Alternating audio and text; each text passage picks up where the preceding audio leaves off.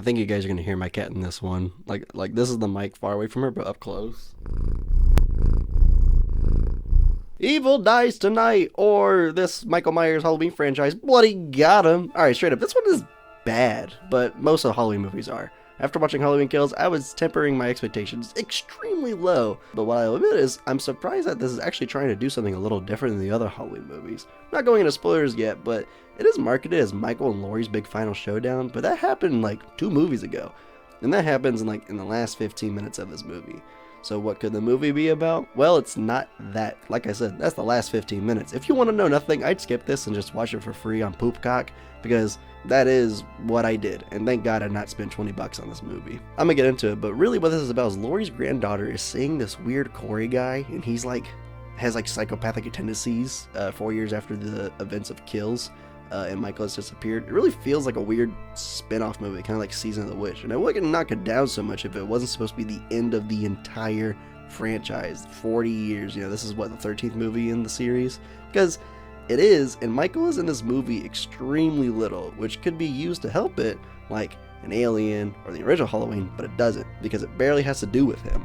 I didn't like Halloween Kills, but that movie had a ton of Michael Myers in it, which is usually what I want from a dumb slasher movie.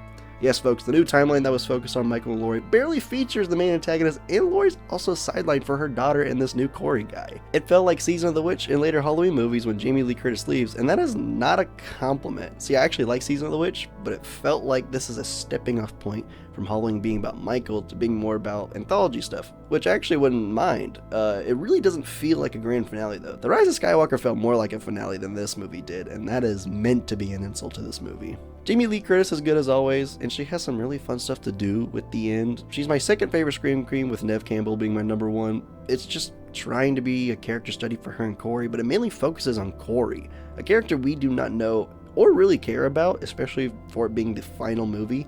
The opening sequence with him is actually really interesting, though, I will admit, but the more it went on, the more I just stopped caring entirely when he started just doing dumb. The actor's doing a fine job. It's just, I'm baffled that this is the script to the final movie in this new timeline.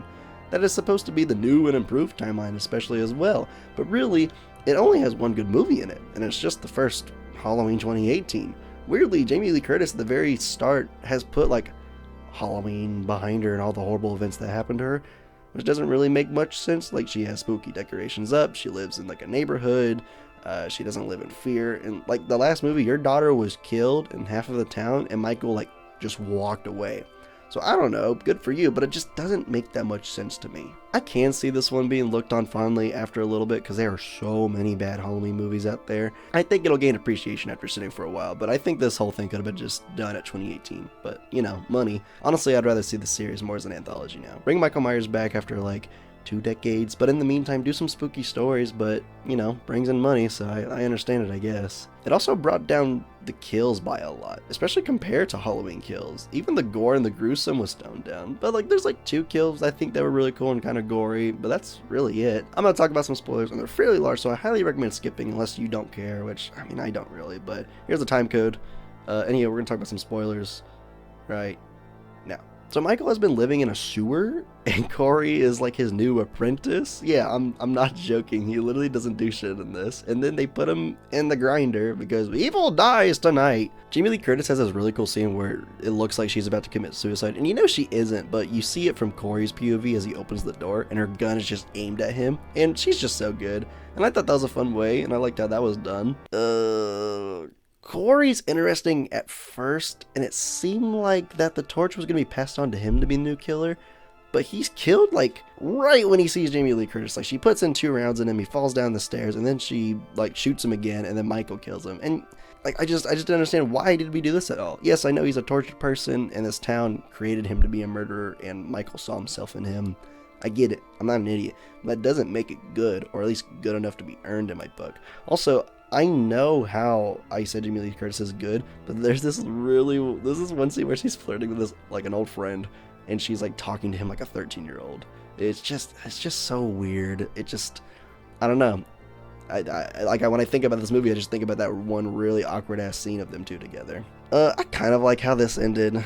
The shots are like the first movie, but without the breathing, and they're still a little haunting, but also like peaceful. It's a good balance. I'm not gonna lie, I really like that. Like those final shots, just good callback, and I think it's very fitting for this franchise. Yeah, it's like a 3.5 out of 10. I don't really use half scores too much, but I mean lately I've been whipping them out left and right. But I think this one isn't the worst one out of the franchise, but it's not good. I see what it's going for, but it's not enough for the supposed finale of this giant franchise. Anywho, thanks for watching, you guys. If you enjoyed this, please feel free to check out my other reviews and leave a like. And while you're at it, because I know you're still here, hit that subscribe button. Also, I really see I've made a short film, and it would mean the world to me if you guys would go check that out.